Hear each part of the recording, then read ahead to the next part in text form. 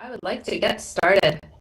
Thank you for being here. I'm going to call this meeting of the City of Montpelier Development Review Board to order. The date is March 15th, 2021. It's 7:01. And what I'll do is just introduce board members who can unmute, say hello. I'm Kate McCarthy. I'm the chair. Abby. Hi, Abby White. Thanks, Abby. Roger. Hi, Roger Kranz. Roger. Joe. Hello, I'm Joe Kernan. Thanks, Joe. Rob. Rob Goodwin. Rob. And Jean. Hello, Jean Leon. Hello. Thank you very much. And we're also joined by Meredith Crandall, who staffs the DRB. She is our zoning administrator. We are being recorded by ORCA Media with notes being taken by Tammy Furry. And then in addition, hiding at the bottom of my screen is another DRB member I neglected to introduce. It is Michael. Okay, last but never least, Michael Lazorchak. Longest name probably too on the committee, so. Well, I organized it that way, yeah. Last but not least, and a good sport to boot, so thank you. Very good. So next what I'll do is turn it over to Meredith to review our procedures for the evening. Okay, I'm going to share my screen. This is really for people who are watching from home. I think everybody who's on tonight was on not that long ago.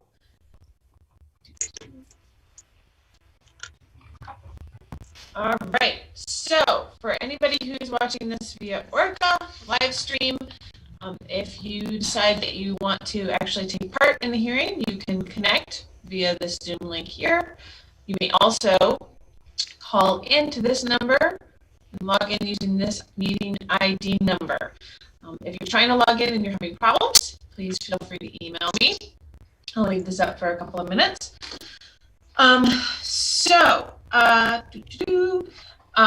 The Zoom meeting is being recorded as well as streamed live via ORCA Media. Turning on your video is optional. All public testimony will be taken verbally during the meeting, and the chat function in Zoom should be used only for troubleshooting or logistics questions. The chat will be added to the public record if it is used. Please keep your microphone on mute when you're not speaking. This reduces background noise. And it's really important for the recording as well as just for people listening at home. And if you do call in by phone, *6 allows you to mute and let us see on Zoom that you're actually muted versus just not saying anything. Same with using *9 if you're on the phone to raise your hand. That pops something up on our screens for everybody using Zoom. So right now we do have one member of the public tonight.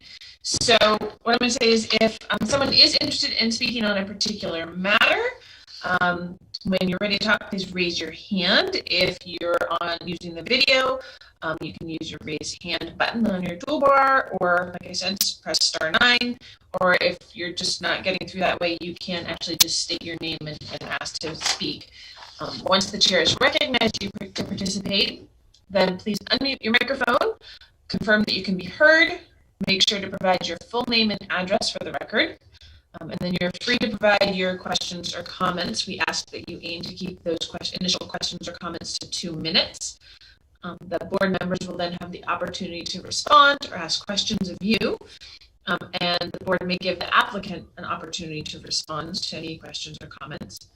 The chair may grant additional time for speakers who have follow-up questions or comments. When you're done speaking, we ask that you re-mute your microphone. The chair will then move on, and if you do have additional input later on in the hearing, you can add that, but we ask that you wait till the chair recognizes you. In the event the public is unable to access this meeting, it will be continued to a time and place certain. If anybody at home wants to look at the meeting materials and is having problems viewing them on ORCA, you can download them here. This also works if anybody is having a slow internet connection and doesn't have the meeting materials already. And is having a hard time with the share screen, they can grab it. If you're having connectivity issues, try turning off your video or closing other applications that are on your phone or computer. And then please note that all votes taken during this meeting will be done via roll call vote. I will now hand this meeting back over to the chair. Great, thank you, Meredith. All right, so moving through our agenda, the next item is the approval of the agenda. Is there a motion to approve the agenda as printed? So moved. Motion by Roger. Is there a second? Second. Second by Jean. I'll call the roll. Rob? Yes. Jean? Yes. Abby? Yes. Roger? Yes. Joe? Yes. Michael? Yes. And I vote yes as well. So we've approved our agenda. Thank you. The next item on the agenda is comments from the chair. I don't have any comments. And so that brings us to the sixth item, which is approving the minutes of March 1st, 2021. They are in our packets. Does anyone have any changes to the minutes, edits? Okay, then I will accept a motion to approve the minutes as printed. So moved. Motion by Rob. Second. Second by Joe. I'll call the roll. Rob? Yes. Jean? Yes. I wasn't Abby? present. Oh, you weren't present? Oh, sorry. I will not. I'll only call on the people who are present. How about that? That's how we do it. Yeah. Good reminder. So, Rob was a yes. Joe? Yes. Michael? Yes. Roger? Yes. And I also vote yes. So that is enough to approve our minutes from the last meeting. Thank you. All right, so that brings us to our business of the evening, which is an application final plan for a 2-lot subdivision at 4 College Street. So what I'm going to do is I'm going to start by swearing in anyone who's here to be heard on the application, and then I'm going to turn it over to Meredith. So if you are here to be heard, could you please raise your right hand, and I'll swear you in if you think you might speak at all. Okay. Do you solemnly swear or affirm that the testimony that you are about to receive to provide is the truth, the whole truth, and nothing but the truth under the pains and penalties of perjury? Nodding does the trick. That's fine. In the video world. Thank you. Thank you all. You're all sworn in. Okay, so Meredith, could you please give us an overview of the project? Sure. So, as you said, this is the application for final approval for subdivision at 4 College Street. The proposal is to take a single parcel and subdivide it into 2 parcels such that there would be a vacant standalone parcel of approximately 6,000 square feet on the corner of College and Foster Street. And then the current single-family home would remain on its own parcel. And I don't find any big controversies with this one.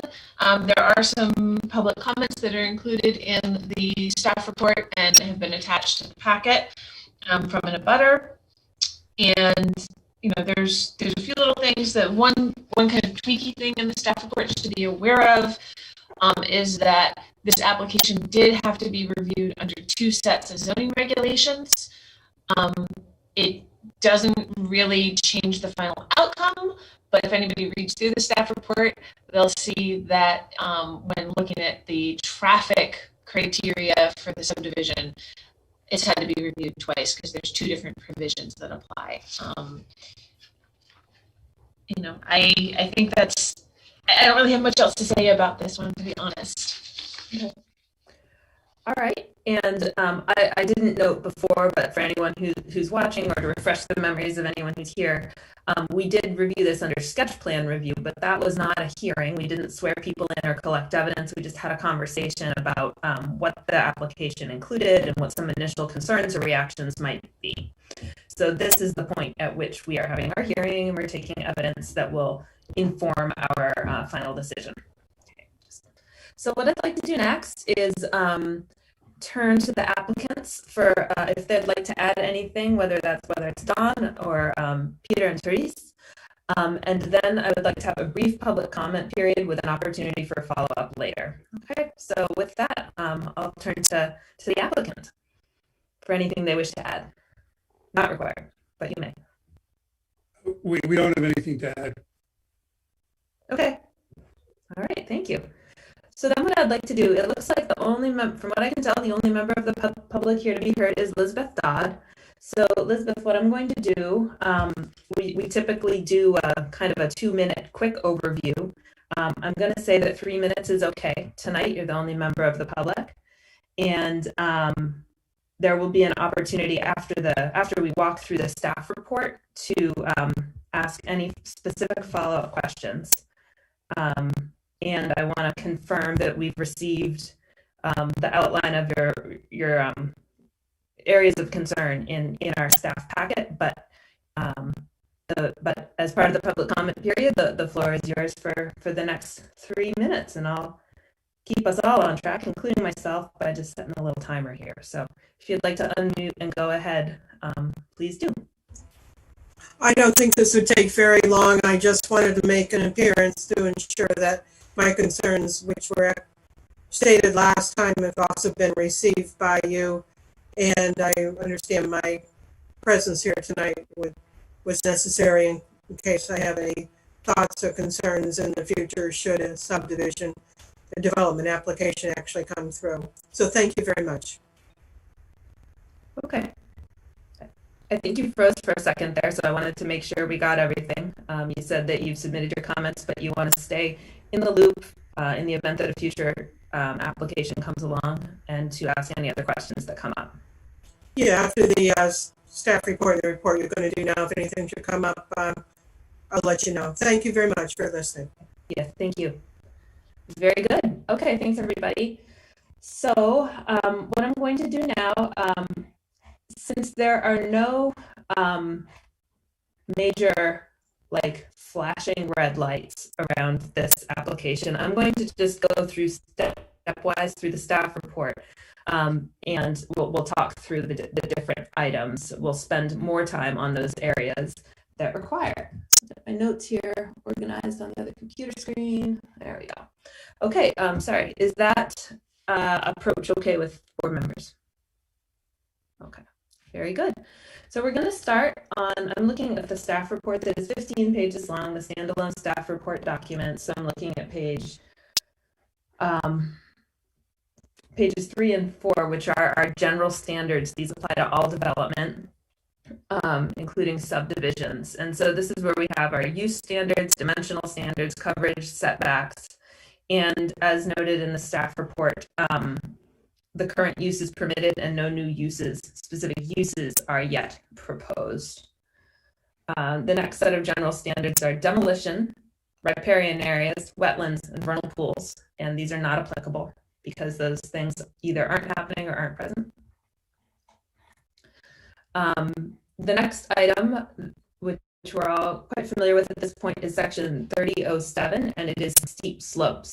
And again, there's nothing being proposed to be built right now, but it is noted that if there is future development on slopes over 30% or slopes at other percentages that disturb a certain threshold of land, that type of development comes back to the board to ensure public safety and erosion control and things like that. Speaking of which, section 3008 is erosion control. Nothing's being proposed. Stormwater, access and circulation, parking, stormwater and access and circulation we can't evaluate because the site is not being developed. I'm repeating myself, but I'm trying to be clear. Oh, that's the 3-minute timer there. I better stop talking. Okay, so then I just do want to pause a bit on section 3011 is parking and loading areas. And the applicant provided on the sketch some ideas about where parking can go. For the sake of our understanding of the site. But it is not up to us right now to evaluate the suitability of parking. Just it's our job to make sure through these standards that the parcel could be developed if created. Okay. So those are the general standards, and I just want to pause there and see if board members have questions about any of them. Okay. Was that a yes, Joe? No. Double no. All right. Got it. Thank you. All right. So now we're going to move on to Chapter 350, which is the more specific standards that we look at when a piece of land is being subdivided, which is what we are doing now. So the first standard is in section 3502, and it is the capacity of community facilities and utilities, making sure that by approving this, we're not creating a situation where there's going to be a disproportionate or unreasonable burden on the city's ability to provide services. And those services include local schools, police, fire protection, street infrastructure, parks and recreation, water supply, etc. And what we see in the application is that even if these were developed to the greatest density allowed, the anticipated impact on these city services would be only modest, talking about 3 or 4 or 5 homes, I think, total, 4 to 6 homes. So the staff recommendation is that a 2-lot subdivision is unlikely to cause a disproportionate or unreasonable burden. That's the standard we're looking at. Do board members want to talk a little more about that, or are there any questions about those burdens or the intensity of development? Okay. So then the next thing that we want to ensure is that this land is suitable to be subdivided in its own lot. Section 3503. The suitability needs to be suitable in that it's not endangering public health or safety or causing undue adverse impacts on the environment, neighboring properties, or the character of the area. So the first thing we're looking at is sort of the physical qualities of the land, whether it's subject to periodic flooding, poor drainage, inadequate capabilities to support development. And if you're looking at the staff report as I am, you see that there is some slope on the site. Future development, as I said earlier, would need to go through sections 3007 and 3008. It's not a flood hazard area. It's good and high up. And it's noted that the land in this area of town is generally sloped, so it's similar to other areas.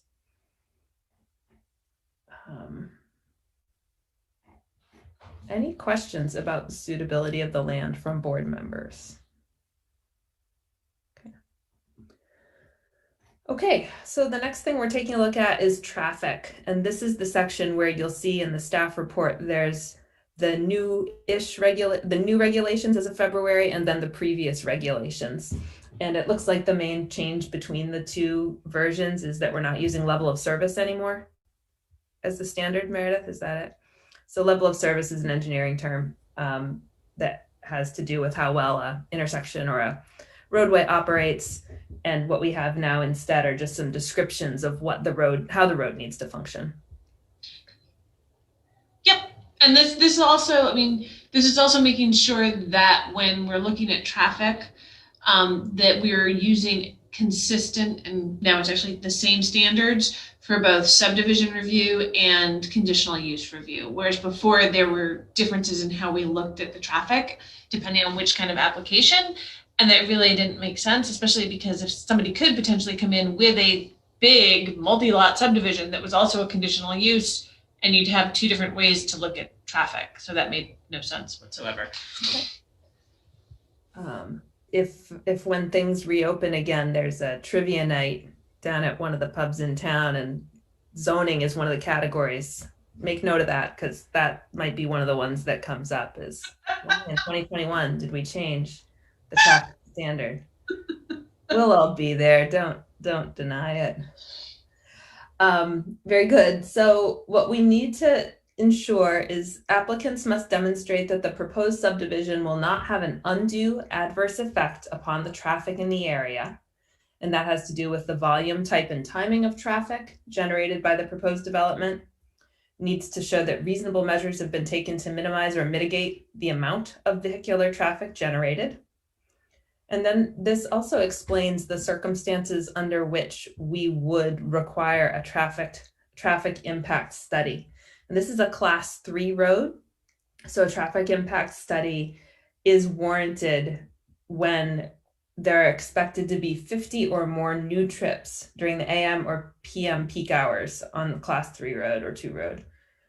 And it says the DRB may require an applicant to submit a professionally prepared traffic impact study as deemed necessary to determine compliance with this section, particularly if traffic is anticipated to impact an intersection with a level of service ERF. Excuse me. So what I would like to do is just maybe have the applicant, whether that's Peter and Therese or Don, just speak a little bit about the maximum developability of these lots and anticipated, if you can talk to us a little about those anticipated impacts from traffic. Peter, would you like me to cover that? Yes, Don, thank you. Basically, the new lot, obviously there's not going to be any significant, there'll be no increase in traffic on the existing lot. And so the conditions are the same. On the new lot, with zoning, you could potentially have 2 duplexes, so 4 units. But again, even with 4 units in this this part of town, or anywhere in the city for that matter, they might generate, you'd expect sort of worst case 6 trips per unit per day, which 24, which isn't significant. But even more importantly, that most of the traffic concerns are addressed as increases during the peak hour. And the peak hour is an hour between basically 7 and 9, or I think it's 5 and 7 at night. And even those 4 units, that even each of them had 2 trips, or the 2 trips during the peak hour, you wouldn't come to anywhere near a standard that would generate a traffic study, and nor would it really have any impact, because it's, as I say, it's similar to the rest of the development in that part of throughout the city. So I don't think the traffic would be, there's no way you could consider the traffic as having a potential adverse impact on either the streets, circulation, current patterns, or have any sort of adverse on health and welfare of our citizens. Okay. Thank you. Are there any questions from board members about traffic circulation? Okay. I know that we're not really able to factor this in too readily. I don't know what the formula is, but the location might lead to walking trips as well, which would have a different impact on and a lesser impact on the intersection. Okay. So in that case, I'm going to go to 3505, which is on page 10 of the staff report. It's the design and configuration of parcel boundaries. And the purpose of this is to kind of continue the pattern that is existing in the neighborhood, to connect existing walkways, greenways, pathways, to configure the parcel so that there shall be no foreseeable difficulties in obtaining zoning permits. Of course, we cannot guarantee about it. It is ultimately up to someone else how to develop and that proposal will be permittable, but we are maximizing the opportunity for successful use of the parcel.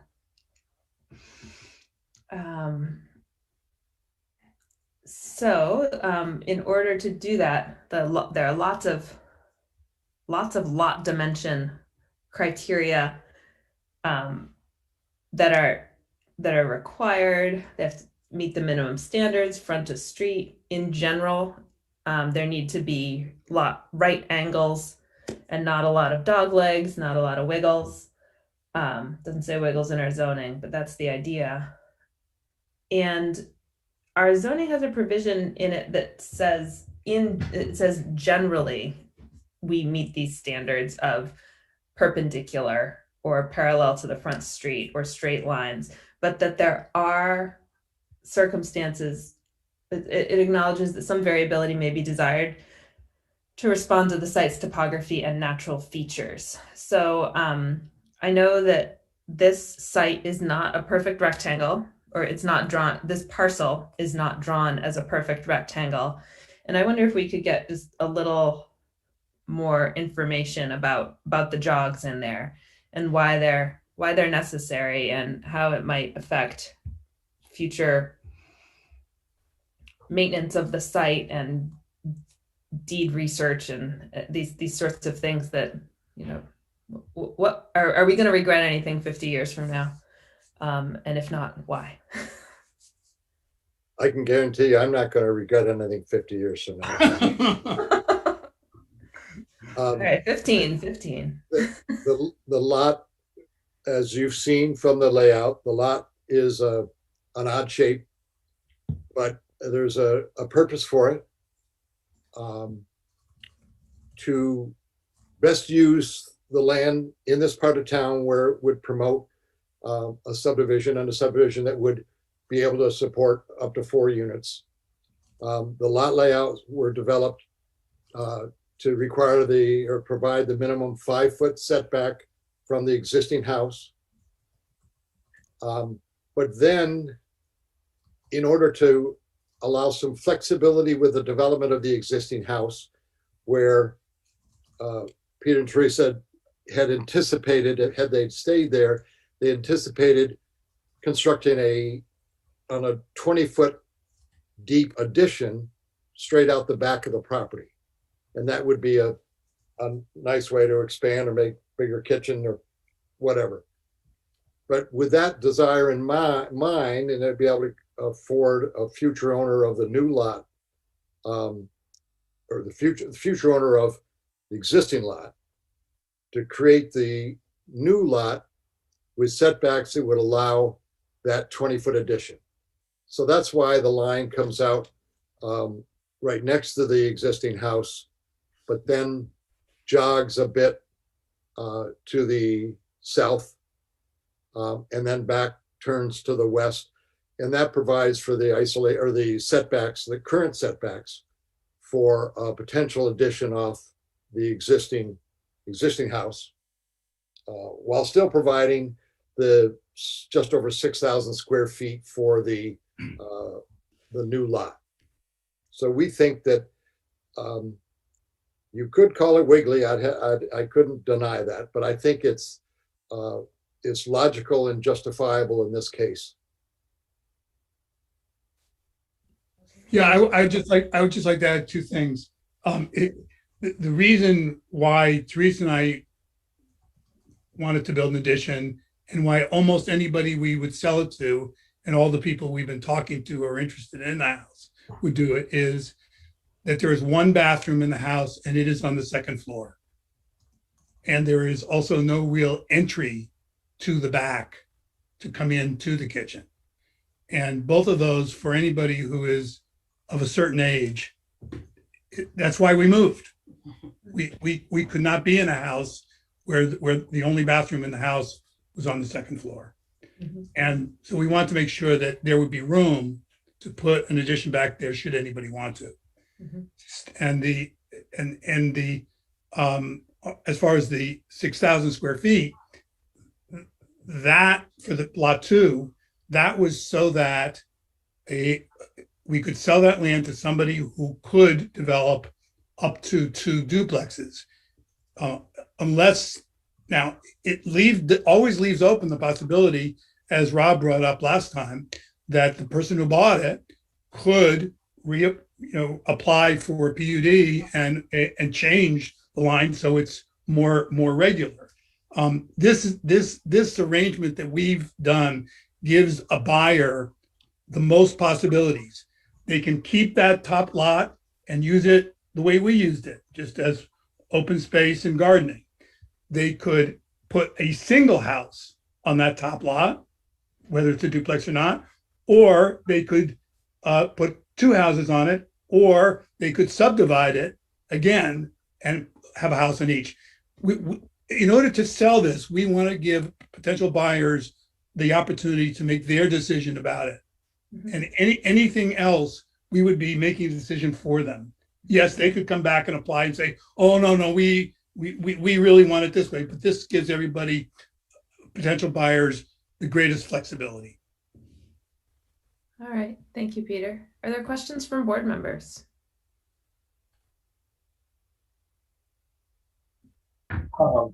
Yeah, I just wanted to ask about the rear setback there between 11 and 10. I just noticed a change from the sketch plan to the final plat here, from 5 feet to 10 feet. I'm guessing it was your determination and maybe the planning department's determination that was also a rear yard instead of a side yard setback, if I'm correct. Yes, that's correct. What? This is Meredith real quick.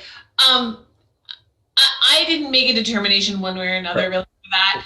The setbacks in a final plat, as noted in the zoning regulations, really mean nothing, because the setbacks are telling somebody like where the buildable area is. What that buildable area is isn't set in stone by the final plat. It's all determined when a future zoning application is filed. So they're in here just for informational purposes only as to the general buildable area at the time the plat is filed. So I wasn't gonna niggle about that one particular line on this. The board could, even if they wanted, say, well, we just don't want the setbacks in the final plat. It's good enough that they're on, in the file. It's up to the board. And actually, I might add is that I think the setbacks are not on the survey plat that will be recorded. The setbacks are actually on our site plan. So we were trying to do it with sort of an abundance of caution so that we don't lead someone astray. Am I right? I think you actually left them on the draft final plat too. At least the one I have in front of me with the February 23rd date that was in the file. Okay, then I'm mistaken then. Again, I guess. No worries. We could go either way. I mean, we just wanted to be clear that we knew that if there were a building there, that they would need to observe the setbacks. Yeah. Okay, thank you. Any other questions from board members?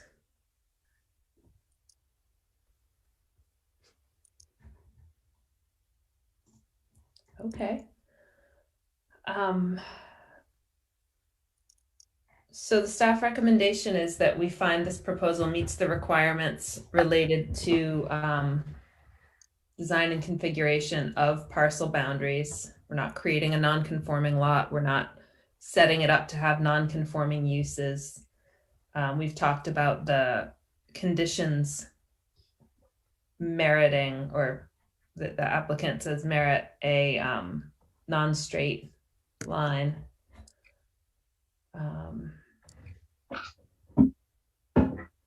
Okay. All right, so if there aren't any other questions from board members, I'm going to go to the next section, section 3506, design and layout of necessary improvements. Streets are already there. Pedestrian and bike facilities are already there. Water and wastewater facilities are already there, and any new development will be connected to them. There's a note about firefighting facilities. There's a fire hydrant currently uphill. Fire department hasn't requested any new fire hydrants. Public and private utilities, existing power and data lines are overhead and would be connected from the same side of the street on which any future development would be proposed. Okay. Any questions about that, about design and layout of necessary improvements? It's an infill lot, so a lot of this is already fixed. Okay, so that brings us to landscaping. Our standard here is the applicant shall design the subdivision to maximize the preservation of existing mature vegetation and provide additional landscaping, which may be installed when lots are subsequently developed, as necessary to maintain and provide privacy for both adjoining property owners and between lots within the subdivision, enhance the appearance of street frontages and shade streets and sidewalks, maintain or establish vegetative buffers along waterways, utilize green stormwater infrastructure practices. And the narrative is that landscaping would be part of a subsequent development proposal, which is something that we typically see. Often with subdivisions, we will include a condition that any future application for development on the undeveloped lot will include a landscaping plan addressing these requirements.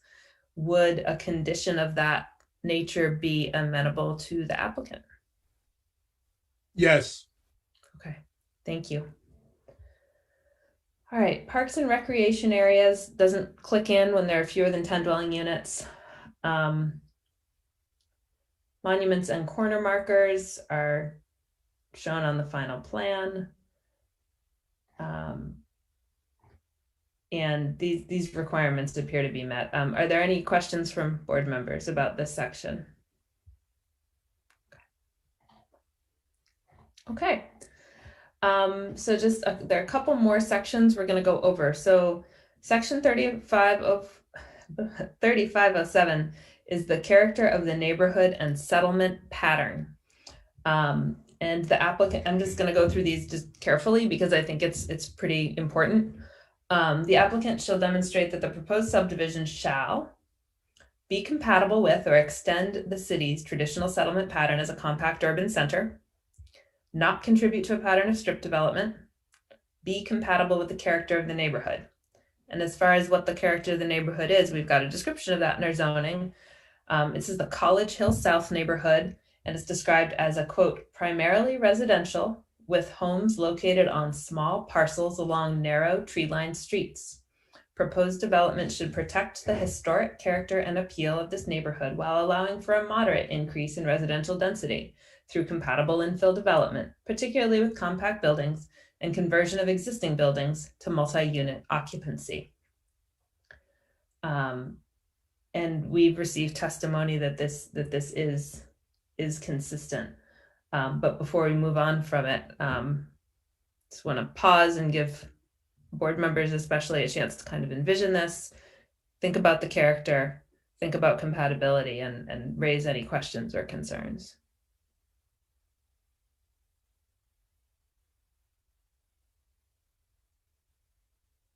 Okay. All right, so we are talking about an increase in density with a pattern that is comparable to what's there already. And then renewable energy and conservation, the applicant said that this site's been evaluated for solar by a couple of different companies and is deemed quite suitable for it. So we're not prohibiting that. Natural resource protection, there are no mapped natural resources on the site. And then the next is we're not talking about a lot line adjustment. So do board members have any items where you want to go in more depth, or if you had any outstanding questions? Okay, Elizabeth, I want to give you the opportunity if some questions have been raised for you. I would like the board members to hear them, and the applicant as well. So if you want to just take again just a couple minutes and just raise any questions you might have. Not at this point. Should an applicant come forward for development, we'll see what questions, if any, I have that time. Thank you for asking. You're welcome. You're welcome. And Don or Peter or Therese, is there anything you'd like to add as we wind down our collection of information? We don't have anything to add, but if you have other questions, we'll respond. Thank you. I have nothing to add. Okay, thanks, Don. Board members, I just want to be extra sure. Is there anything else that you'd like to discuss? Well, I'd just like to thank the applicant for the additional narrative on the description of the, the setbacks and the shape of the line. I think it was helpful for me in my, my review. I know I had some concerns, and I think this has been an eye opener for maybe some of the bigger issues that the Planning Commission should take up about zoning and sort of its impact on, situations like this. I sort of wish we had maybe some more leeway for you to straighten that thing out and still get your, 6,000 square feet. I think is a logical way to do it, but unfortunately, it seems like the regs don't provide us that avenue. And so I thank you for your, patience in walking through it.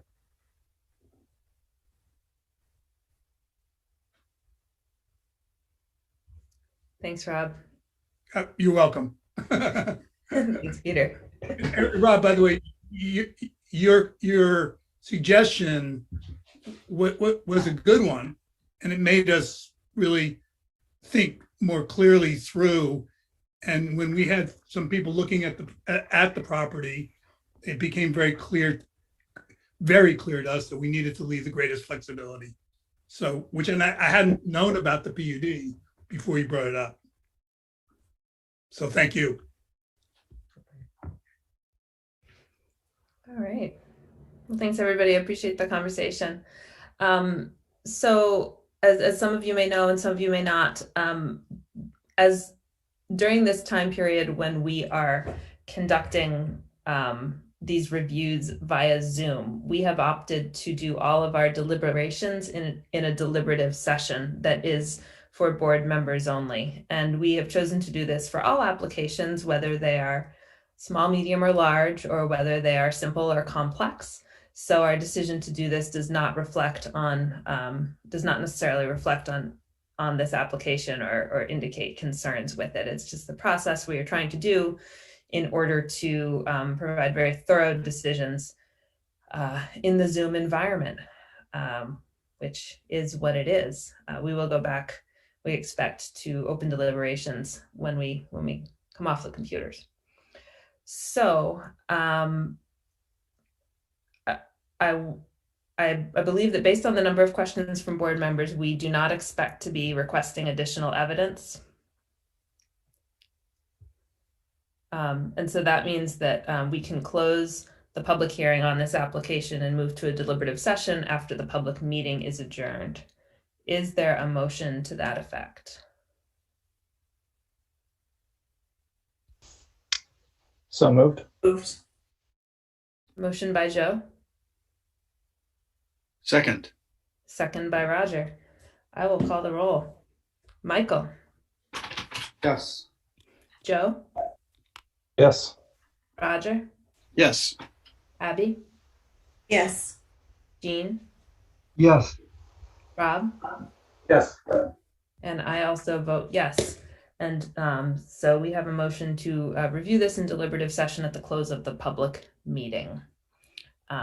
So thank you all for participating, for thinking through these things, for sharing what you know, and for giving additional thought to what you thought you knew.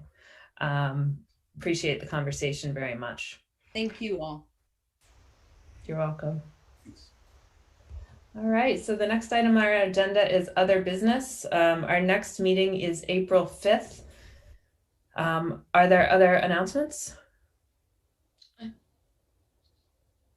Meredith? Just a reminder for any board members that want hard copies of the new regs, you need to shoot me an email and let me know and give an indication of how you want them sent to you. If you want them mailed or if you want to come pick them up at City Hall, because you can make an appointment to just come and do that and meet us. We usually have somebody here in the office, so we can just meet you at the side door and hand them off. We just have to know when so that we can figure out who you're meeting. Great. Thanks for that reminder. All right. Very good. Any other announcements? Okay, I will accept a motion to adjourn to deliberative session. So moved. Motion by Roger, Second. second by Jean. I'll call the roll. Michael. Yes. Has anyone else received the link for the? Yes. Okay. All right. Then I'm good. Okay. Abby, you have it? Hold on, let me check. Let's get through the vote. Okay. All right. So Michael said yes. Joe. Yes. Roger. Yes. Abby. Yes. Jean. Yes. Rob. Yes.